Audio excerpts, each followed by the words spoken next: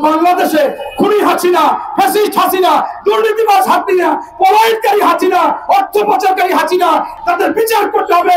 ছাত্র জনতার আন্দোলনে হত্যাযজ্ঞে অংশগ্রহণকারী ও আওয়ামী লীগ, যুবলীগ ও ছাত্রলীগ কর্মীদের অর্থ যোগানদাতা গণপূর্ত অধিদপ্তরের প্রধান প্রকৌশলী মোহাম্মদ শামীম আক্তার সহ ১৬ জন কর্মকর্তাকে চাকরি থেকে অপসারণ ও শাস্তির দাবি জানিয়েছে সচেতন নাগরিক। জাতীয় প্রেস ক্লাবের সামনে আয়োজিত এক মানববন্ধনে এ দাবি জানানো হয়।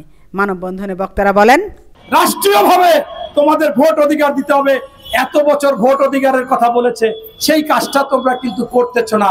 বরঞ্চ তোমরা রাষ্ট্রীয়ভাবে সাংবিধানিক পোস্টে বসে পলিটিক্যাল কথা বলার কথা না, তোমরা বলো বিএনপি কথা বলে খুনি হাসিনার মতো। আরে বাবারা, খুনি হাসিনার মতো তো তোমরা কথা বলো। খুনি হাসিনা বলতো উন্নয়ন উন্নয়ন উন্নয়ন। বাংলাদেশে খুনি হাসিনা, ফ্যাসিস্ট হাসিনা, দুর্নীতিবাজ হাসিনা, পলায়নকারী হাসিনা, অর্থ পাচারকারী হাসিনা, তাদের বিচার করতে হবে।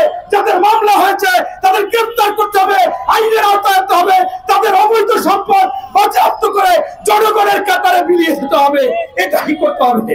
বাংলাদেশের জনগণ আবারও সোচ্চার হবে, আবারও আন্দোলন করবে এবং জনগণের প্রাণের দাবি বাজার দর নিয়ন্ত্রণ করতে হবে।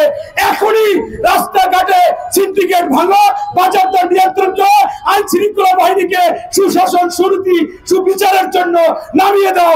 নতুবা তোমরা অন্তর্বর্তীকালীন সরকারকে আমরা সন্দেহ করবে। কারণ ইতিমধ্যে আমরা দেখেছি এই ছাত্র বৈষম্য বিরোধী যারা আজকে উপদেষ্টা হয়েছে তারা আন্দোলন করেছিল ৩৫ বছরের নিচে চাকরি বয়সীমা হতে পারে না, ৩০ বছর নাকি পড়তে পড়তে লাগে। এইটা তোমরা চেয়েছিলে। আজকে তোমরা স্ববিরোধী 18 বছরে তোমরা এমপি হতে চাও, মন্ত্রী হতে চাও। এ কিসের ষড়যন্ত্র? এটা কি বিদেশি কোনো ষড়যন্ত্র? না হলে তোমরা কি মেধা শূন্য করতে চাও? ছাত্রদেরকে কলেজ থেকে বের করে রাজনীতিতে আনতে চাও, ইউনিভার্সিটি থেকে বের করে রাজনীতিতে আনতে চাও।